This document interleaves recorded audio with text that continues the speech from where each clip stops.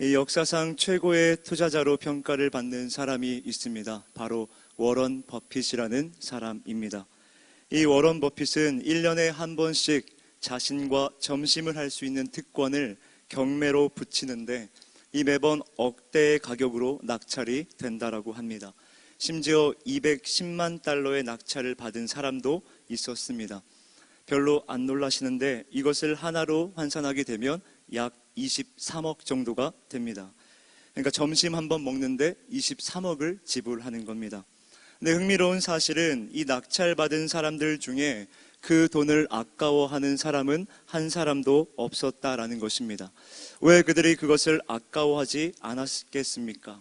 이 사람들은 가치 있는 것에 투자를 하게 되면 아까워하지 않습니다. 아니, 내가 생각할 때 이것은 정말 가치 있는 일이다 라고 생각을 하게 된다면 그 일에 자신의 전 인생을 거는 존재가 바로 사람일 것입니다.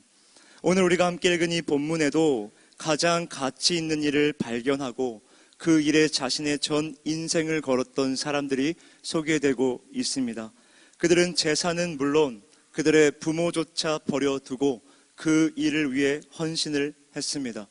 그리고 성경은 그 일에 전 인생을 걸었던 그들의 이름을 이렇게 기록하고 있습니다. 베드로, 안드레, 야고보, 그리고 요한. 도대체 이들이 어떤 존재이기 때문에 이들의 이름을 성경이 기록을 하고 있는 것입니까? 이들이 모두가 부러워할 만한 대단한 학식과 능력과 재산을 가지고 있는 사람들이었습니까? 아닙니다. 그들은 갈릴리 바다에서 고기를 잡으며 살았던 보잘것없는 어부였습니다. 그런데 성경은 왜 이들의 이름을 기록하고 있는 것입니까? 그것은 그들이 가장 가치 있는 일에 자신들의 전 인생을 걸었기 때문입니다. 그리고 그들의 선택이 하나님 보시기에 기뻤으며 하나님께서 인정하셨기 때문에 그들의 이름이 성경 속에 기록이 되었다라는 것입니다. 자, 그렇다면 도대체 그 이름 무엇입니까? 인생을 걸어도 될 만큼 가장 가치 있는 일, 아니 하나님께서 가장 가치 있게 여기시는 그 일은 도대체 무엇입니까? 그것은 바로 주님의 제자로 사는 것입니다. 본문 17절 말씀 다시 한번 보겠습니다. 예수께서 이르시되 나를 따라오라 내가 너희로 사람을 낚는 어부가 되게 하리라 하시니. 지금 주님이 뭐라 말씀하십니까?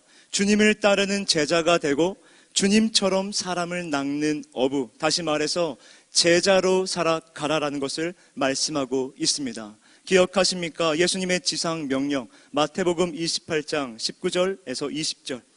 그러므로 너희는 가서 모든 민족을 제자로 삼아 아버지와 아들과 성령의 이름으로 세례를 베풀고 내가 너희에게 분부한 모든 것을 가르쳐 지키게 하라. 볼지어다 내가 세상 끝날까지 너희와 항상 함께 있으리라 하시니라. 자, 부활하신 예수께서 승천하시기 바로 직전에 이 말씀을 남기셨습니다. 왜 마지막에 이 말씀을 남기셨겠습니까? 바로 인생에 있어서 가장 가치 있는 일, 그것은 바로 주님의 제자로 살아가는 것이기 때문입니다. 제자가 되고 제자 삼는 것, 이것보다 가치 있는 일은 없기 때문입니다. 저와 여러분이 이 가장 가치 있는 삶, 주의 제자로 살게 되기를 진정으로 소망합니다. 자, 그렇다면 우리가 어떻게 주의 제자로 살아갈 수 있습니까? 오늘 본문을 중심으로 세 가지 정도로 보고자 합니다. 우선 첫째로 주님의 부르심이 있어야 합니다. 주님의 부르심이 없이는 우리는 제자가 될 수 없습니다. 본문 16절과 17절 보겠습니다. 갈릴리 해변으로 지나가시다가 시몬과 그 형제 안드레가 바다에 금을 던지는 것을 보시니 그들은 어부라. 예수께서 이르시되 나를 따라오라 내가 너희로 사람을 낚는 어부가 되게 하리라 하시니. 19절과 20절도 보겠습니다. 조금 더 가시다가 세베대의 아들 야고보와 그 형제 요한을 보시니 그들도 배에 있어 그물을 깁는데 곧 부르시니 그 아버지 세베대를 품꾼들과 함께 배에 버려두고 예수를 따라가니라. 자, 지금 말씀을 보면 베드로, 안드레, 야고보, 요한이 주의 제자가 되는 장면입니다.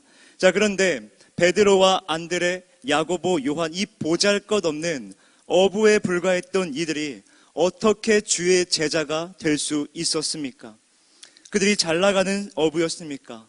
회센터를 경영하고 있었습니까? 그래서 돈이 좀 많았나요? 우리가 성경을 보면 많은 인물들을 보게 됩니다. 혹시 그런 생각 안 해보셨습니까? 참 특별하다라는 생각? 저는 그런 생각을 한번 해보게 됩니다. 지금 여기에 나오는 이 4명의 사람, 당시 너무 흔한 사람들입니다. 이름도 흔했고 직업도 보잘것이 없습니다. 그런데 많고 많은 사람들 중에 왜 이 사람들이 성경에 기록되어 있을까? 생각해보면 너무 평범한 사람들이고 너무 흔한 사람들인데 어떻게 이 사람들이 성경에 기록이 되어서 2000년이 지난 후에 지금도 많은 사람들 입에 올라오게 되는 그런 특별함을 얻게 되었을까? 그들이 특별해질 수 있었던 것은 주의 제자가 되었던 것인데, 주의 제자로 살 수 있었던 것은 주께서 그들을 선택하여 부르셨기 때문입니다. 주의 제자로 살기 위해 가장 먼저 필요한 것이 무엇입니까? 바로 주님의 부르심을 자각하고 깨닫는 것입니다. 다시 말해서 제자로 부르신 그 소명을 깨닫지 못하는 사람은 아무리 능력이 있고 헌신된 사람이다 할지라도, 아무리 교회에 오래 다녔다 할지라도 제자의 삶을 감당할 수 없는 것입니다. 오늘 우리는 좀 어떻습니까? 우리는 제자입니까? 제자 훈련을 받았냐고 묻는 것이 아닙니다. 주님의 제자로서 우리가 이 삶을 살아내고 있는가 하는 것입니다. 주님이 우리를 부르신 그 목적대로 와서 죽고 섬기는 그러한 제자로 살아가고 있냐라는 것입니다. 저는 제자 훈련이 매우 중요하다 생각합니다. 그런데 제자 훈련을 받아도 주의 제자로 살지 않는 사람들이 너무 많이 있습니다. 삶 속에 제자도가 보이지 않습니다. 말씀과 기도를 통해 주님을 닮아가고자 하는 몸부림이 없습니다. 사람을 낚는 일, 영혼을 구원해서 제자 삼는 일에는 별로 관심이 없습니다. 제가 예전에 읽었던 책 중에 이 머리를 띵 맞은 듯한 이 메시지를 준 책이 있었습니다. 책 제목은 팬인가 제자인가 라는 책입니다. 책의 내용은 이렇습니다. 예수님은 우리를 단순한 추종자 또는 팬클럽으로 부르지 않았다. 우리에게 권한과 책임을 주시면서 작은 예수가 되어 복음을 전하라고 하신다. 그러므로 이 명령에 따라 예수님으로부터 위임받은 권한과 책임을 이행해야 할 임무를 반드시 수행해야 한다. 제자는 가장 행복한 부르심이다. 남김없이, 후퇴 없이, 후회 없이 제자의 길을 가라. 명심하라. 팬은 와서 환호하다가 사라져 버리는 사람이고, 제자는 와서 죽고 섬기는 사람이다. 와서 환호하지 말고 와서 죽으라. 이 글을 보는데 어떻게 머리가 띵 맞지 않을 수가 있겠습니까? 하나님께서 세상을 이처럼 사랑하셔서 유일무이한 가장 사랑하는 독생자 예수 그리스도를 십자가에 내어 죽이시면서까지 저희를 이처럼 사랑하셔서 구원해 주셨습니다. 지금 우리는 우리를 위해 십자가를 지신 그 예수님을 환호하다가 사라져버리는 팬입니까? 아니면 그 예수님을 전하기 위해서 후회 없는 길을 걷고 있는, 와서 죽고 섬기는 제자입니까? 주님은 우리를 부르실 때 사람을 낚는 어부로 부르셨습니다. 모든 민족을 제자로 삼아 분부한 것을 가르쳐 지키게 하라. 모든 민족을 제자 삼고 가르치는 사명을 우리에게 주셨다라는 것입니다. 이것은 선택사항이 아닙니다. 이것이 우리가, 이 교회가 이 세상에서 해야 할 사명, 즉 반드시 수행해내야 할 숙명인 것입니다. 이것이 바로 교회의 기능입니다. 제자를 삼고 가르치고 지키게 하는 것. 오늘날은 어떻습니까?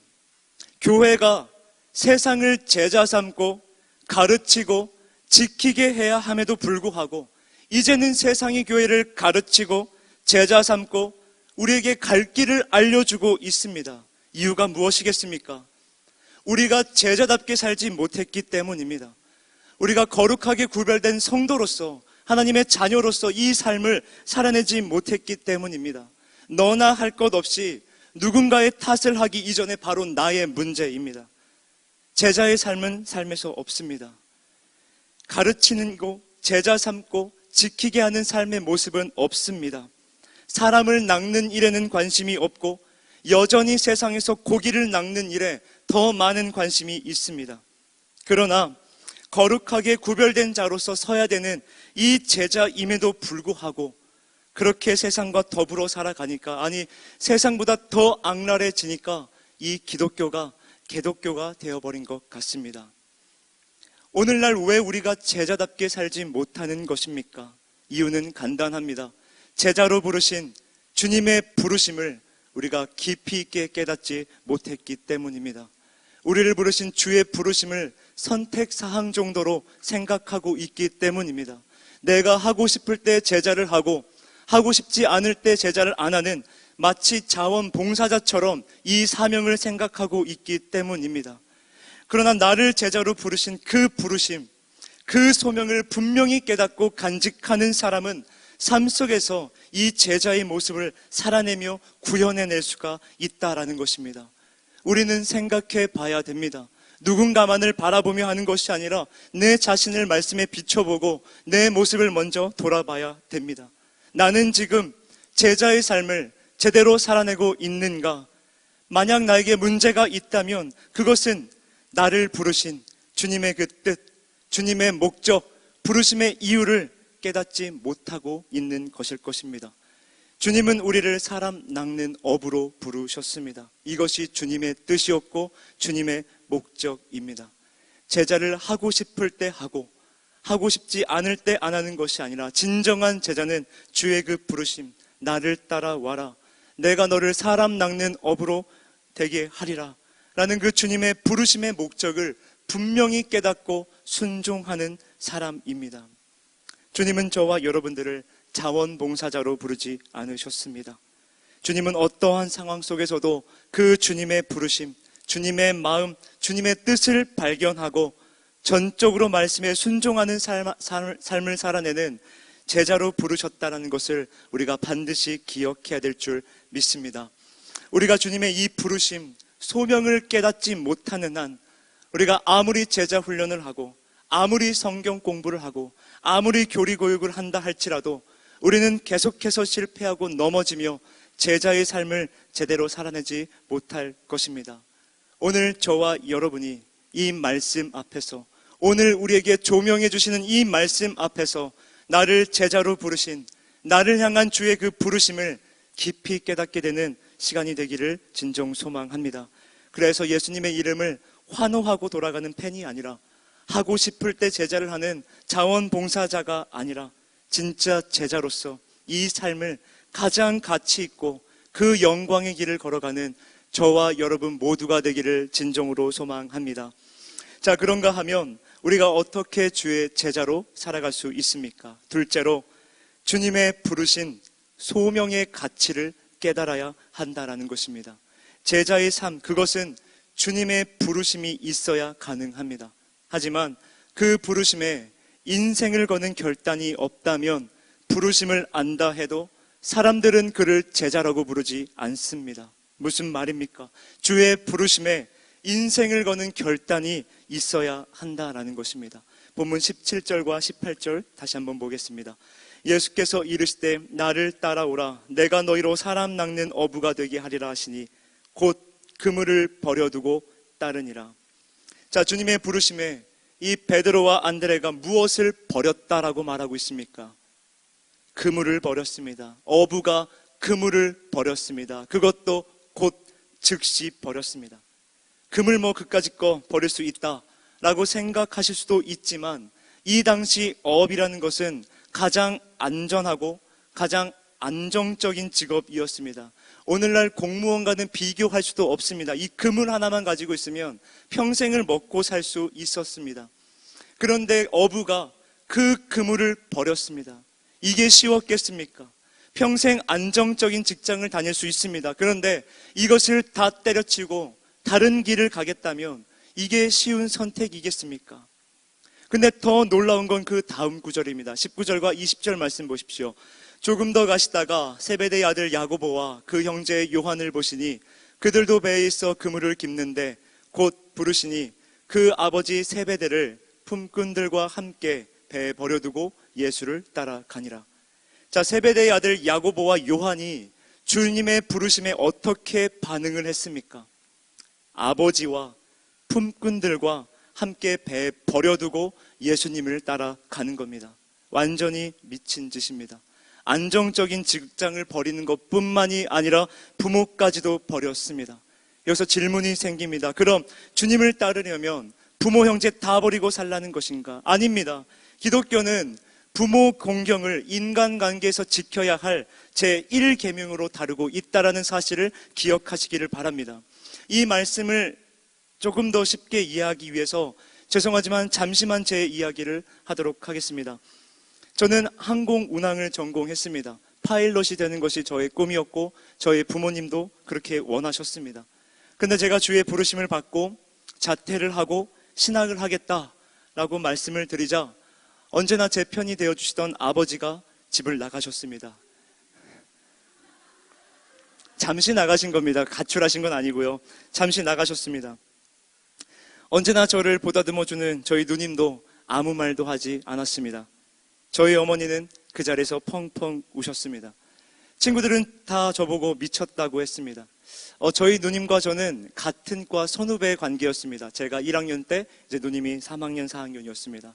근데 나중에 제가 복학을 하기 전에 우리 누님께서 조교를 하고 계셨습니다. 그러니까 누님은 우리 과의 조교고 저는 학부 나부랭이였던 것입니다.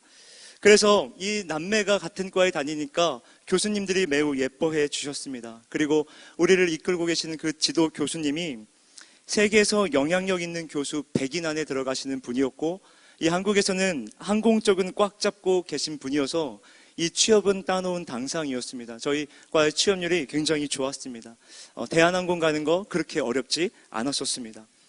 저희 누님도 이 교수님이 잘 이끌어 주셔서 그 국방과학연구소에 취직을 했다가 국토부의 수석연구원으로 이직해서 지금도 잘 먹고 잘 살고 있습니다. 이 학연이라는 것이 굉장히 대단한 것 같습니다.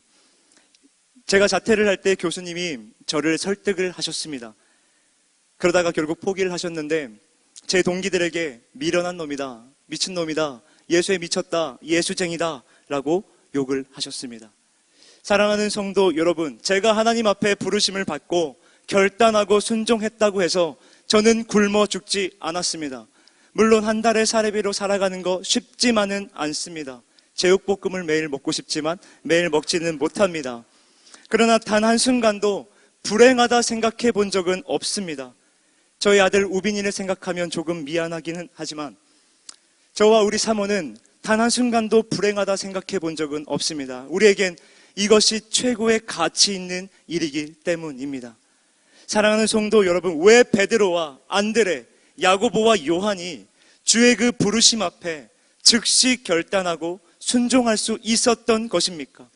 어떻게 안정적인 직업과 부모까지 버려두고 그 주님의 부르심에 소명에 응답할 수 있었겠습니까? 그 이유는 간단합니다. 그 제자로 살아가는 것, 그것보다 더 가치 있는 일은 없었기 때문에 아무리 부모가 말려도 그 길을 갈 수밖에 없었던 것입니다.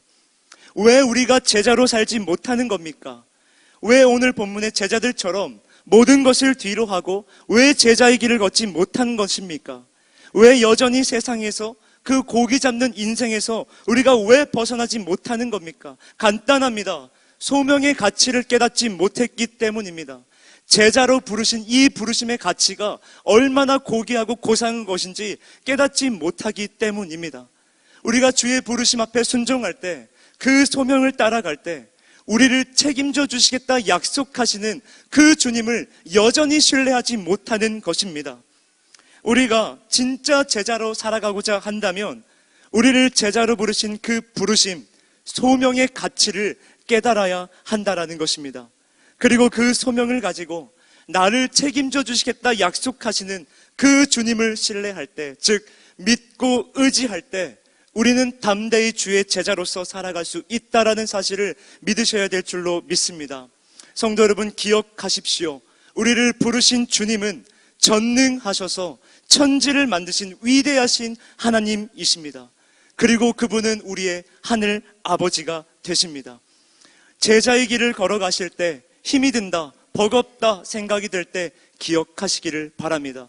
전능하사 천지를 만드신 하나님 아버지를 내가 믿사오며 우리 하늘 아버지는 능치 못함이 없는 줄 믿습니다.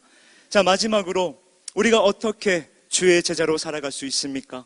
바로 주님의 부르심 앞에 이제는 순종함이 필요하다라는 것입니다.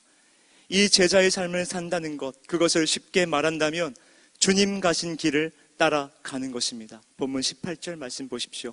곧 그물을 버려두고 따르니라. 20절 말씀입니다. 곧 부르시니 그 아버지 세베대를 품꾼들과 함께 배에 버려두고 예수를 따라가니라.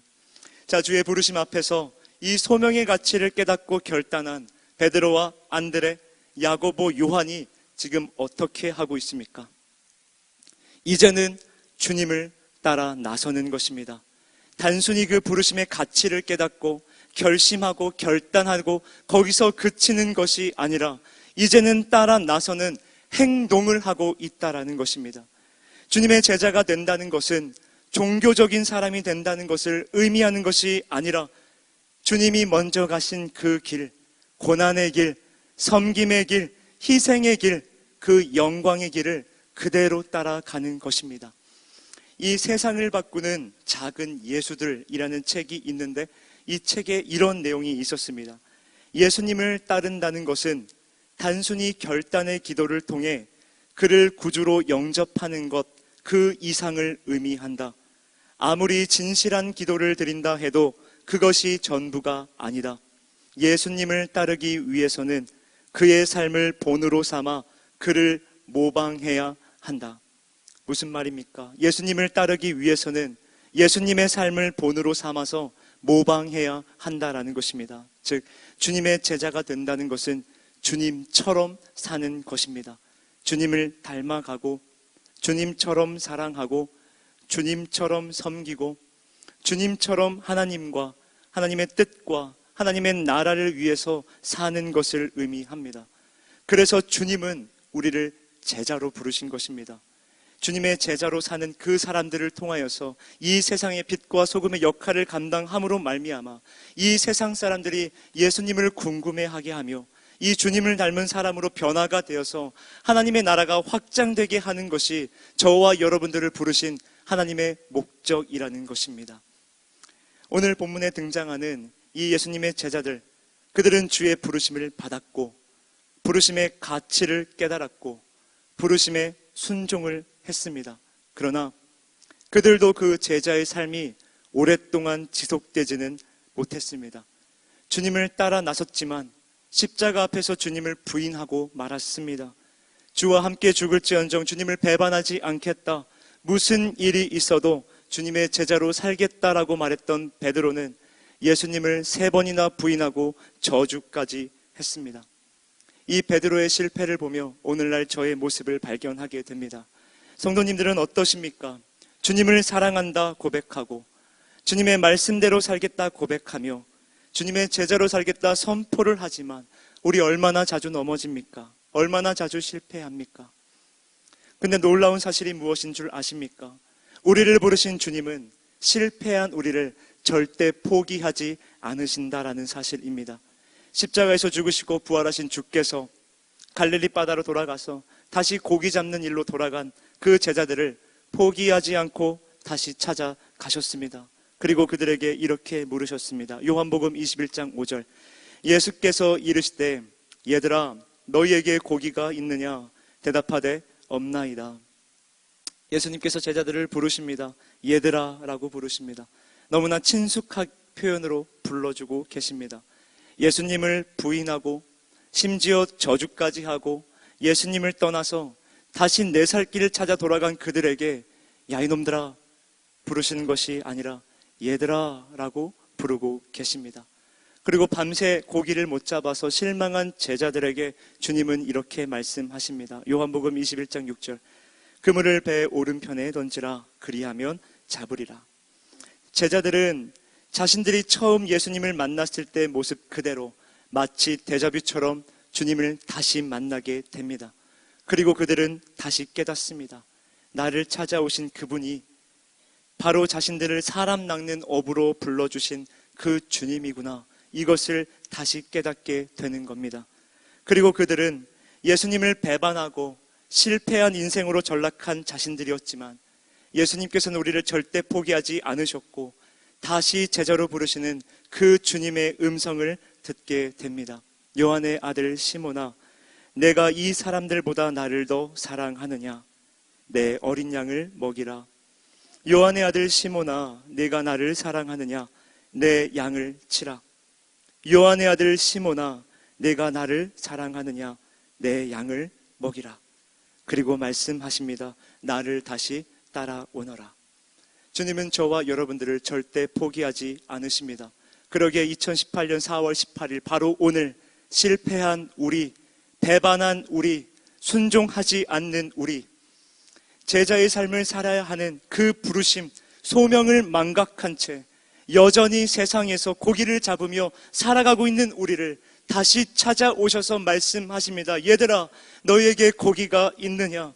고기 낚는 인생이 아니라 사람 낚는 인생을 살아라. 나를 다시 따라오너라. 주님은 말씀하십니다. 우리는 고기를 잡기 위해 이 땅에 존재하는 사람들이 아닙니다. 우리는 사람을 낚는 어부, 죄와 허물로 죽어가는 영혼들을 살리는 주님의 제자로 부름을 받은 제자입니다. 주님은 오늘도 실패한 우리에게, 나태해진 우리에게 다시 제자의 삶으로 부르고 계십니다.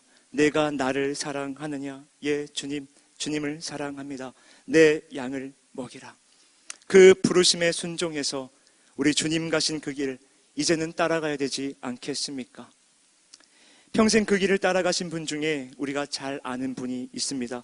제자훈련에 평생을 헌신하신 옥하는 목사님이십니다.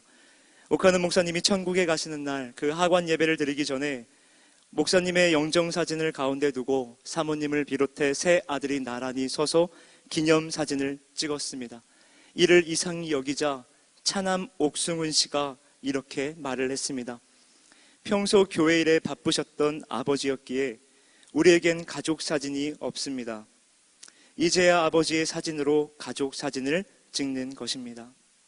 사랑하는 성도 여러분, 평생 주님의 제자로 가족마저 뒤로 하고 그 길을 따라가셨던 옥하는 목사님, 그분에게 주님의 제자로 부르신 그 부르심의 가치는 얼마나 큰 가치였기 때문에 그렇게 따라가셨겠습니까? 옥하는 목사님께서 그토록 가치 있게 여기셨던 그 길, 우리 함께 따라가 보지 않으시겠습니까? 바라기는 오늘 우리 교회에 당면한 이 5.13 새생명 축제는 제자의 삶을 살아내야 함에도 불구하고 그 길을 걷지 못하는 우리에게 다시 찾아오셔서 얘들아, 내가 나를 사랑하느냐? 내 양을 먹이라. 나태해진 우리에게 다시금 사명을 깨닫게 해주시는 주님의 음성인 줄 믿고 제자의 삶을 살아내는 저와 여러분 모두가 되시기를 진정으로 소망합니다. 우리 함께 이 말씀을 마지막으로 말씀을 맺도록 하겠습니다. 사도행전 20장 24절 우리 함께 읽도록 하겠습니다. 내가 달려갈 길과 주 예수께 받은 사명 곧 하나님의 은혜의 복음을 증언하는 일을 마치려 하면은 나의 생명조차 조금도 귀한 것으로 여기지 아니하노라. 아멘.